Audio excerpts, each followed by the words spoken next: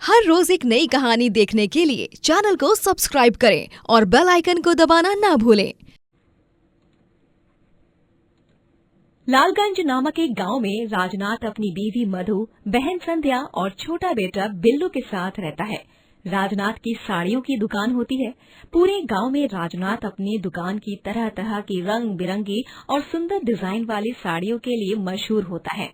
उसकी बीवी और बहन मिलकर उसके साथ साड़ियां बनाते हैं और वो लोग उन्हें बेचकर पैसे कमाते हैं। अरे वाह वाह, क्या डिजाइन है इस साड़ी का! इतनी सुंदर साड़ी होकर भी कितनी किफायती दाम है इसके। बहुत खूब, मुझे ये साड़ी दे दो, बेटी के पग फेरे की रस्म में दे दूंगी उसे। राजनाथ भाई, मधु बहन, मुझे भी ये लाल बनारसी साड़ी दे दो, बहुत खूबसूरत है ये।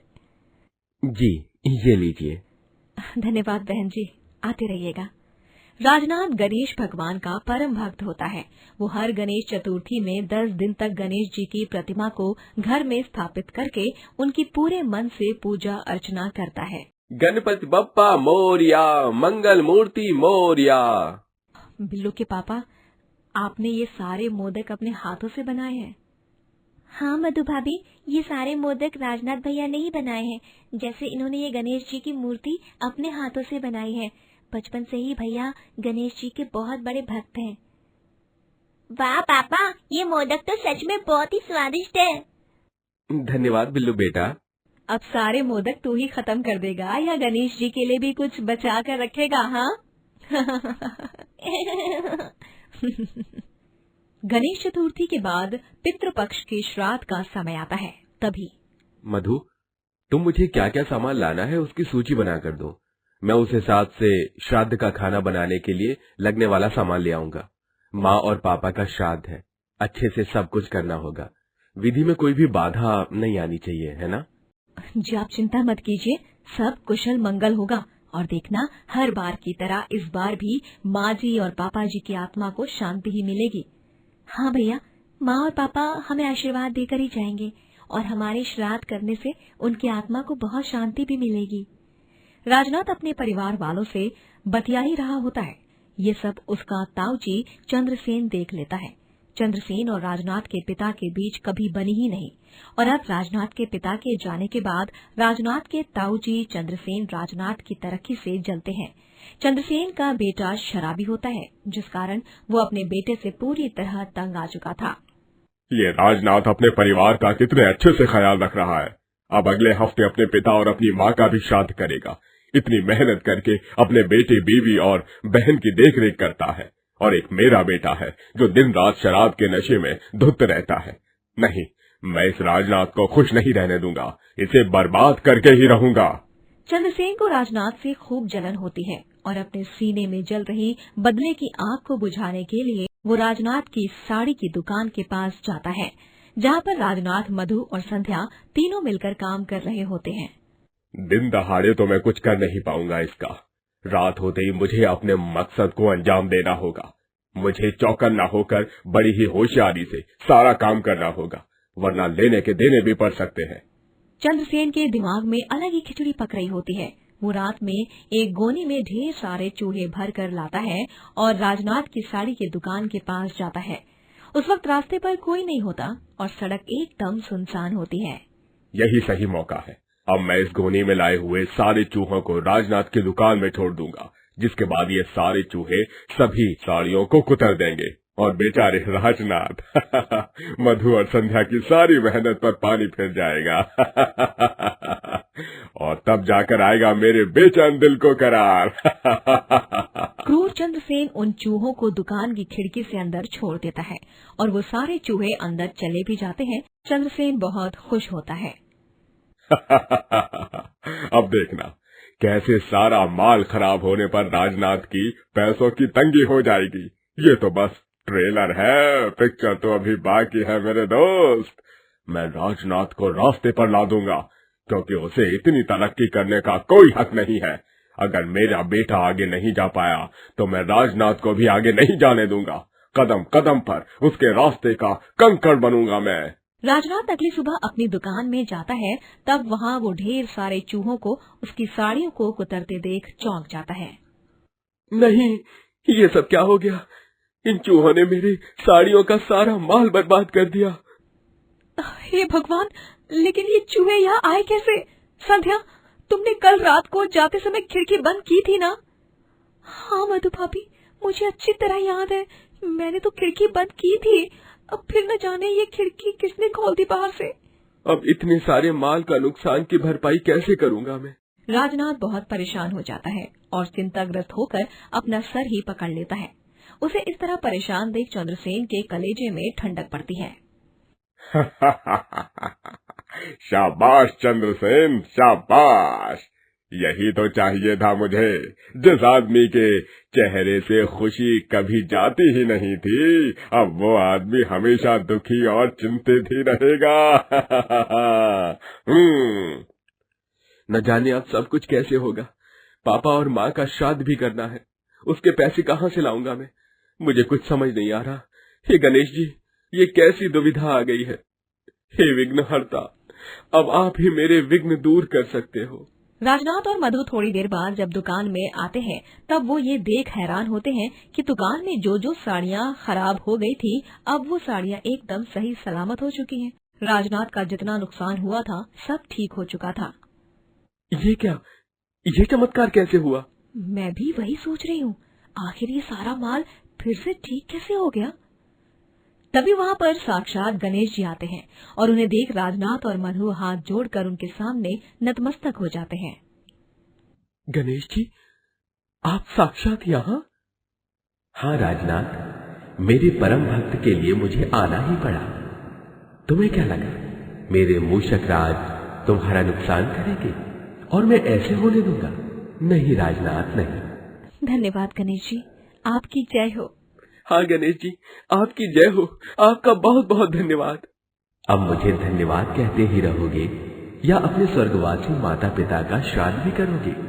जाओ, और हाँ ध्यान रहे, श्राद्ध का खाना मुझे देने से पहले मेरी प्रतिमा के सामने एक थाली भरकर मोदक रख देना, ठीक है?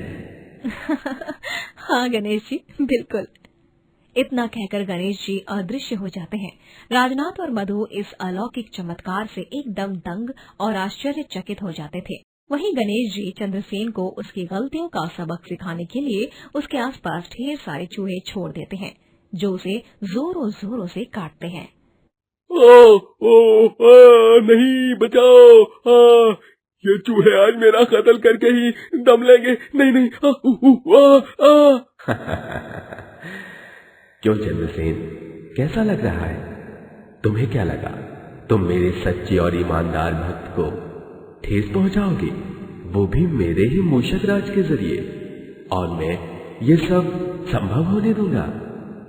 आइंदा अगर तुमने राजनाथ तो क्या किसी को भी इस तरह हानि पहुंचाने की कोशिश की तो मुझसे बुरा कोई नहीं होगा।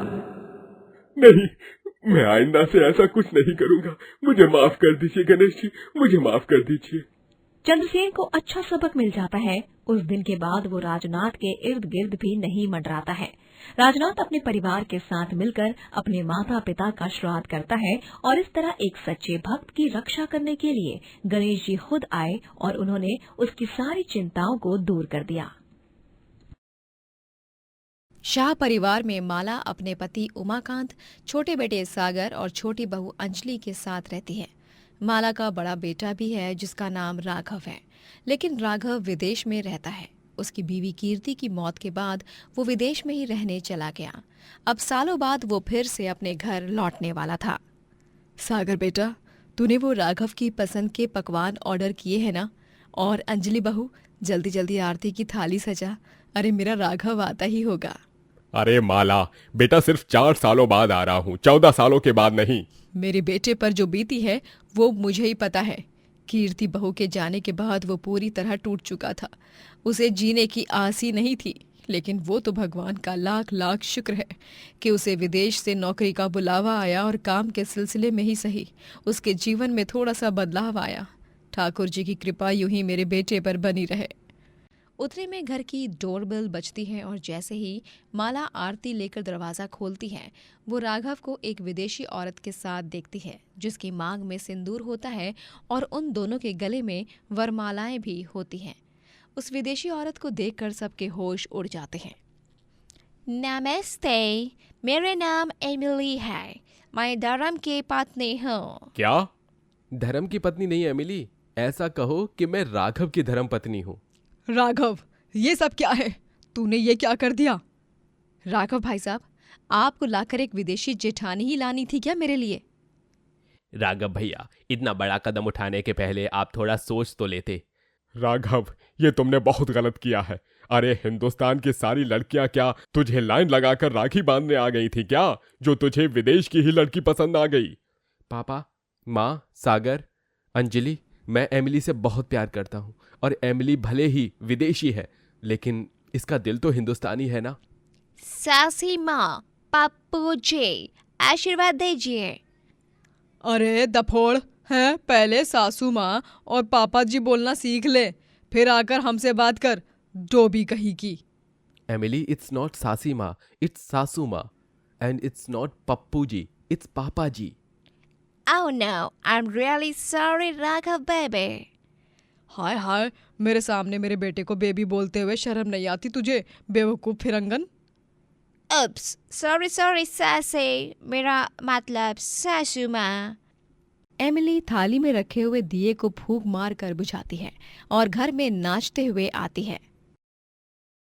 हे दिन तड़ाक आजा और कैसे रात पैरों से बेड़ी जरा खोल, नगाड़े संग डोल बाजे धाय धाय धम धम धाय। ये फिरंगन तो बहुत अच्छा नृत्य करती है। देखा माँ, उसने दिया बुझाया लेकिन घर में आते ही हमारे देश की संस्कृति को मान दिया। सिर्फ तेरी खुशी के लिए, सिर्फ और सिर्फ तेरी खुशी के लिए ही मैं इस फिरंगन को अपना रही हूँ। एमिली को उसका ससुराल अपनाता तो नहीं है, लेकिन वो धीरे धीरे उनका दिल जीतने की कोशिश करती है। वो अगले दिन यूट्यूब से देखकर देसी खाना बनाने लगती है। उसे पूरियां बेलनी नहीं आती हैं, तभी अंजलि उसे सिखाती है।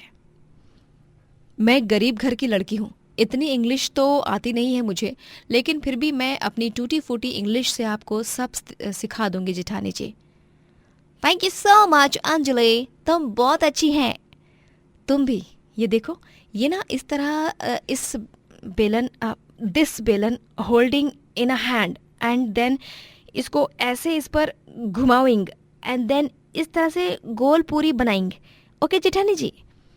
ओह wow, this is so beautiful and easy. मैं तो इसे अभी बनाकर दिखाती हूँ।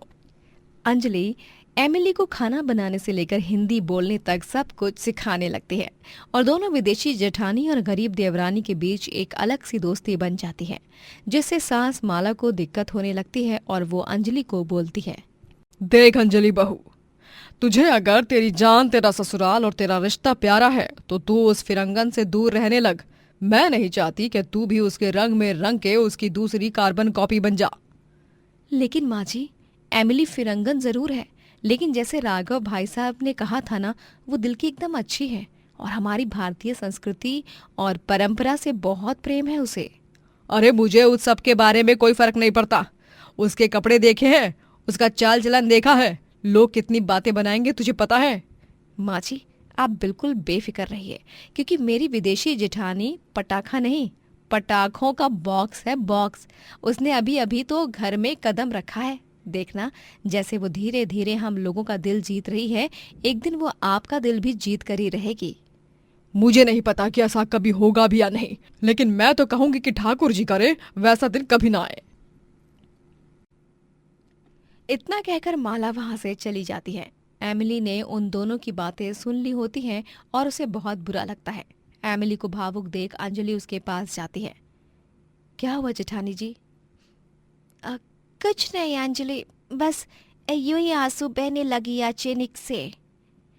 जेठानी जी, आप जरा भी चिंता मत कीजिए, समय के साथ सब कुछ ठीक हो जाएगा। यस अंजलि। चलिए, आज मैं आपको ना साड़ी पहनना सिखाऊंगी, फिर आप रोजाना साड़ी ही पहनना। Yay! That will be amazing. Let's do it, Anjali. Anjali Emily को साड़ी पहनना सिखाती है और एमिली साड़ी पहनकर बहुत खूबसूरत लगती है। हाय हाय हाय, क्या लग रही हो जेठानी जी, आपको किसी की नजर ना लगे। थू थू थू थू। What happened? तुम्हें ब्रश करने का मन कर रहा है क्या, जो तुम थू थू थू थू कर रही हो? वैसी बात नहीं है जेठानी जी, मैं तो आपकी नजर उतार रही हूँ। अब नजर उतारने को इंग्लिश में क्या कहते हैं? वॉटिंग ऑफ एविल। एमिली, तुम सच में बहुत सुंदर लग रही हो। Thank you Raghav baby. अगले दिन अंजलि एमिली को गोबर लीपना सिखाती है, लेकिन गोबर लीपते लीपते गलती से एमिली के हाथ से गोबर उड़कर माला के चेहरे पर गिरता है। ओह नो, मैंने तो वॉल पर फेंका था, लेकिन ये तो माँ जी के फेस पर लग गया। I am sorry, really really sorry माँ जी। कलमोही फिरंगन कहीं की, न जाने कौन सा अंग्रेजी जादू टोना किया इस फिरंगन ने मेरे राघव पर, जो वो इसके प्यार में अंधा हो गया। नास पीटी। एक दिन शाह ग्रुप ऑफ कंपनी से डील करने एक इंटरनेशनल क्लाइंट आए होते हैं, लेकिन उमाकांत और सागर दोनों को एक साथ बुखार आता है और राघव बाहर किसी काम के लिए गया होता है। पता नहीं क्या होगा अब। अगर इस विदेशी क्लाइंट से हमने डील पक्की नहीं की तो हमारी कंपनी लॉस में चली जाएगी। आओ, चिंता मत कीजिए पापा जी, मैं हूं ना। मैं जाऊंगी उस फॉरेनर क्लाइंट से मीटिंग करने और डील पक्की करके आऊंगी। एमिली उस इंटरनेशनल क्लाइंट से डील पक्की करती है और उमाकांत के बिजनेस को डूबने से बचा लेती है। एमिली की इस अच्छाई को देख सख्त माला भी आखिरकार पिघल ही जाती है। धन्यवाद एमिली, मेरी बड़ी बहू। तू अगर नहीं होती तो आज पता नहीं क्या होता। न राघव का फोन लग रहा था और ना ही उमाकांत जी और सागर जा सकते थे मीटिंग में, लेकिन न जाने तूने कैसे डील पक्की कर ही दी। मुझे माफ कर दे बहू, लेकिन सच कहूं तो अंदर से ही तू मुझे पहले दिन से पसंद थी। बस मैं अपने प्रेम को दिखाती नहीं थी और बस सड़ू बनकर नफरत ही करती रहती। कोई बात नहीं माँ जी, ऑल इज वेल नाउ। और मैं आप सबके लिए सारी फेमस इंडियन डिशेस बनाऊंगी जो मुझे मेरे देवरानी ने सिखाई हैं। एमिली सबके लिए स्वादिष्ट भारतीय खाना बनाती है और सभी उसे प्यार से खाते हैं और राघव अपना अमेरिका का बिजनेस इंडिया में खोल लेता है। दोस्तों, अगर आपको ये कहानी पसंद आई तो लाइक करें, शेयर करें और कमेंट करके बताएं कि कहानी में आपको सबसे अच्छा क्या लगा।